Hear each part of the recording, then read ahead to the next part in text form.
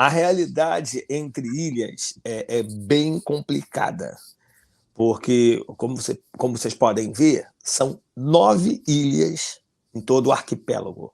Mas dessas 9 ilhas, apenas na ilha em São Miguel, Terceira, Paial, é que existem igrejas organizadas. Igrejas mesmo. Então, São Miguel, Terceira, Faial. Igrejas que a gente tem notícia. As outras ilhas têm trabalhos. Aqui, e não tenho problema de falar das denominações, a Assembleia de Deus, como no Brasil, ela trabalha com aquela visão de uma igreja, digamos assim, matriz e outras congregações. Então, eles têm alguns trabalhos nas casas, nas outras ilhas, mas não chega a ser uma igreja organizada. Nós, aqui eu faço parte de uma igreja batista, eu estou na primeira igreja batista em Ponta Delgada. Nós batistas temos trabalho, tem um pastor, o pastor Ismael, parece que faz um trabalho na ilha de São Jorge, ele é pastor no Faial, nós temos igreja na Terceira e temos um trabalho em São Jorge, e temos a igreja aqui em São Miguel, 3 igrejas. Fora isso, nós temos trabalhos em casas. Então, como as outras ilhas elas são pequenas, por exemplo, a Ilha do Corvo só tem 500 pessoas. Então, a tendência é nós fazermos apenas trabalhos nas casas, nos lares, como estudo bíblico e esse tipo de coisa assim.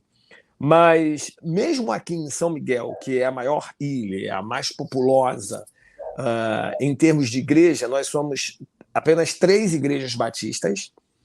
Temos a Assembleia de Deus, com algumas congregações espalhadas na ilha.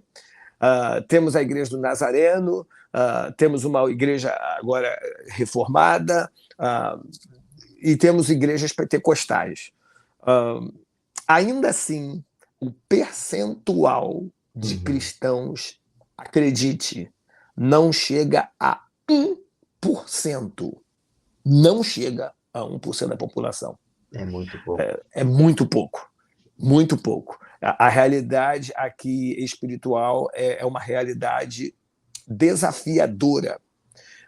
Deus tem dado graça, mas a realidade ainda é desafiadora. Como falei, aqui na ilha, em São Miguel, nós somos aproximadamente 140 mil pessoas. É só fazer uma conta rápida. 1% de 140 mil, estamos a falar de 1.400 pessoas. Nós não temos 1.400 evangélicos. Somando os irmãos de todas as igrejas, não chega a 1.400. Não chega. A tendência das igrejas aqui são igrejas, como nós chamamos, pequenas. E é interessante porque é diferente no Brasil. Né? No Brasil, você falar uma igreja de 100 pessoas, é uma igreja pequena, para a realidade brasileira, em alguns lugares, na grande maioria, principalmente nas grandes cidades. Aqui, igreja de 100 pessoas é uma igreja grande, enorme, porque a maioria das igrejas tem 30, tem 20, 40 pessoas. Graças a Deus, a nossa igreja ela está num movimento crescente. Quando eu cheguei aqui, nós tínhamos 25 pessoas na igreja.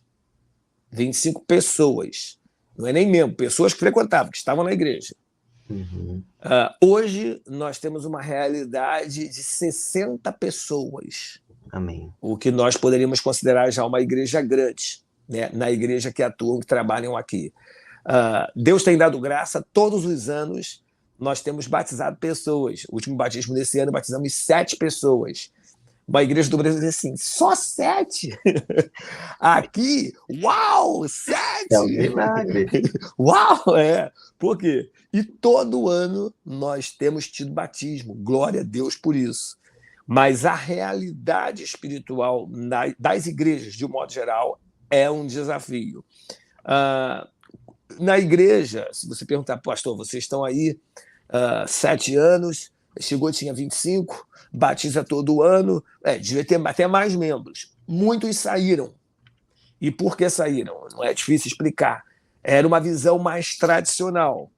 Você já deve ter percebido, pelo pouco que a gente conversou, que mesmo sendo um pastor batista, a nossa visão é uma visão um pouco mais aberta. E eu penso que tem que ser mesmo assim, porque se você ficar preso pelos dogmas, pelas doutrinas, pela religiosidade, você não vai a lugar nenhum. A verdade é essa. Então, eu costumo dizer, nós podemos abrir mão da forma sem abrir mão da norma. Percebeu? A roupa, a roupagem, eu posso abrir mão. Eu não posso abrir mão da essência. Os princípios, os valores estabelecidos por Jesus, eles vão sempre permanecer. Mas as questões religiosas, nós podemos ultrapassá-las. Então, inclusive, e eu reconheço, e torno isso aqui público, não é difícil, alguns pastores nos veem de uma maneira diferente, porque entendem que nós somos muito avivados para uma igreja batista. Eu não sei se esse é o melhor termo, mas o que eu diria é que, de fato, eu não estou preso à religiosidade. Isso é uma verdade. Nós temos uma visão de reino, uma visão de evangelho, uma visão de pregar o evangelho a toda a gente, de pregar a palavra. Então, isso tem, de certa forma, eu digo, facilitado o nosso trabalho aqui por ter essa abertura, né, em termos de